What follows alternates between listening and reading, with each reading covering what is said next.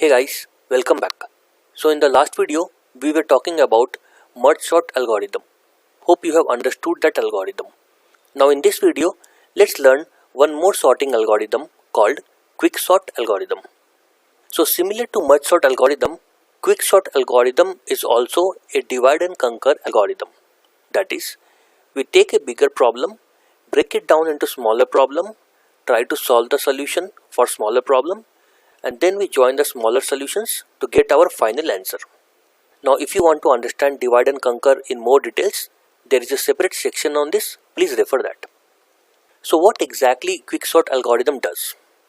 So basically what we do is that in each step we find out a pivot, and the pivot makes sure that all the smaller elements compared to pivot are on the left side of the pivot, and all the bigger elements compared to pivot are on the right side of the pivot. And this we do it multiple times such that we arrive at the final solution, which is a sorted array. And one more important thing to note here is that compared to merge sort, quicksort does not require any external space, as we are going to see in some time. So let's try to understand this quicksort algorithm's funda using a simple example. So let's say this is the array that we want to sort. So what quicksort does, it does some magic such that a pivot is formed or identified, and all the numbers which are less than pivot are on the left side, and all the numbers which are bigger than pivot are on the right side. So here 5 is the pivot. So you see that all the numbers smaller than 5 are on the left side, greater are on the right side. Now how did we get this 5 and how come we arranged all these numbers? We are going to see it in some time. So this is step 1. So initially the data was unsorted, we identified one pivot, and left items are smaller, right items are bigger. Now one thing that we can say in this array is that 5 is at its correct position. Neither it can be shifted right or towards left. It will always be at this position in our final answer. Why we can say that? Because there are only 4 numbers which are smaller than 5, and definitely they will be occupying the first 4 cells.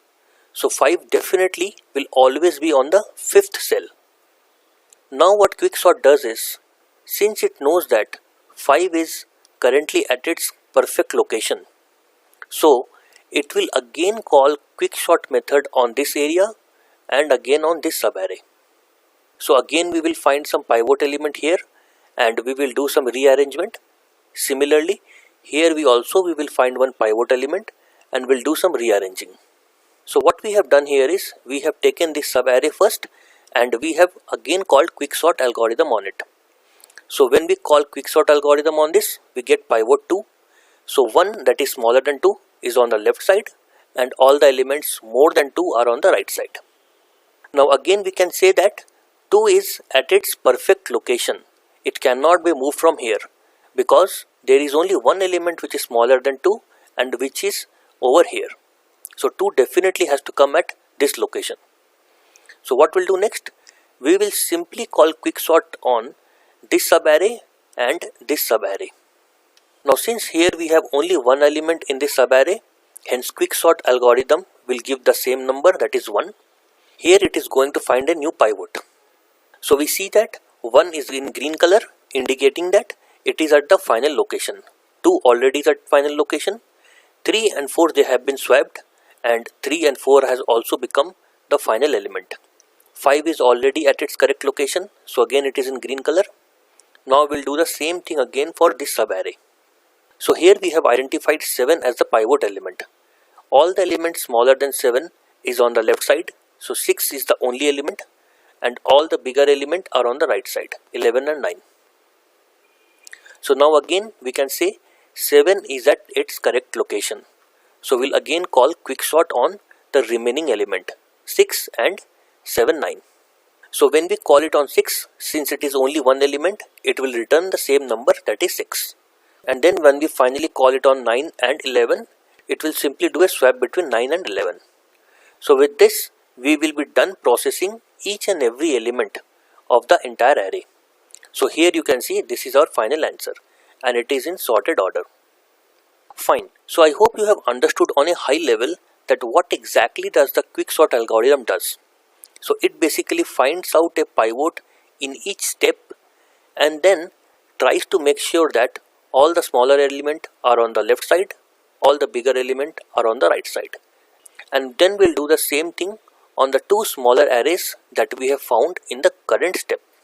And we keep on doing this thing until all the elements has been processed. So now the question is that how do we get this pivot element and how do we make sure that all the elements smaller are on the left side and greater are on the right side. So let's try to understand that. So let's say this is our array we want to process. So in quicksort we need to take care of only three variables: I, j and pivot. So pivot element is typically the last element in the array. J is typically the first element in the array, which is 9 in this case. And I is always initialized to j minus 1. So j right now is 0. So I will become minus 1. That is, I is pointing over here, null. Now all that we have to do is, in every step, we have to compare j and p. And see, if j is less than p, then we have to swap I and j, else will not do anything. So let's try to do a quick dry run on these numbers. So right now j is pointing to 9, p is pointing to 5. Is 9 smaller than 5? No. So we don't need to do anything. We move the j to the next element. Is 4 smaller than 5? Yes. Then we have to swap I and j. Before doing that, we have to increment I. So I right now is minus 1. We'll increment it and make it minus 1 plus 1, that is 0. So I is pointing here. Now we'll do a swap. So 4 will come over here and 9 will come over here. Now we go to the next element, 6. Is 6 less than 5? No. So we go to the next element. Is 3 less than 5? Yes. So we'll swap I and j. Before that, we have to increment I. So I will come over here and 9 and 3 gets exchanged. Then we go to the next step. Is 7 less than 5? No. Go to the next step. Is 1 less than 5? Yes. Then we have to swap I and j. So we'll increment I will come over here, swap 6 and 1. So 1 comes over here and 6 comes over here. Then we go to the next element. Is 2 smaller than 5? Yes. So we again increment I. So I comes over here and swap 9 and 2. Then we go to next element. Is 11 less than 5? No. We go to the next element. Is 5 less than or equals to 5? Yes, it is equals to 5. So you see that we are considering two cases, less than and equals to. That is, if j is less than 5, we do the swapping. If j is equal to 5, still we do the swapping. So in this case, j is pointing to 5, p is also pointing to 5. Both of them are equal, so we have to do swapping. So we'll increase I will come over here and 7 and 5 get exchanged. So 5 comes over here and 7 comes over here.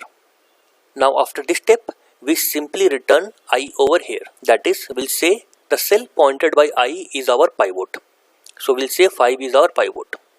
So now you see all the element smaller than 5, 4, 1, 2, 3, all of them are on the left side. And all the elements more than 5, 6, 9, 11, 7 are on the right side. So with this, we completed the first iteration. Now we'll do the same iteration on the two sub-arrays that we have found. That is, from here to here and from this cell to this cell. So after first iteration, this is how the array looks like. So 5 is the pivot which is at its correct position, and we have two sub-arrays on which we have to do further processing. So let's take the first sub-array first. Now since 2 is the last element in this sub-array right now, our p will be pointing over here. J will be pointing to the first element and I will be pointing to j minus 1. That is, it will be minus 1. Now we again do the same step. Is 4 less than 2? No. So we'll move ahead. Is 3 less than 2? No. Is 1 less than 2? Yes. Then we have to swap. And before that we have to increase I. So I will now point to the first cell and then we do the swap.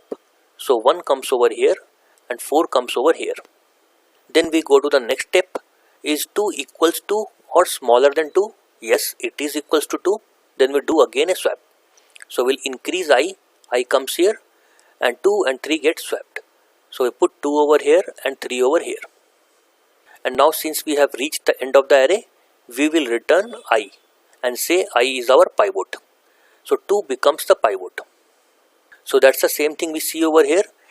2 is marked in green, and since it is at its perfect location, all the elements bigger than 2 are on right side, smaller are on the left side. So now we have two smaller array coming from the correct step, these two arrays. Now since this is only one element, so it will be returned as it is. So here we have 4 and 3. 3 is the last element in this subarray, so we'll mark it as P. 4 is the first element in this subarray, so we'll mark it as J.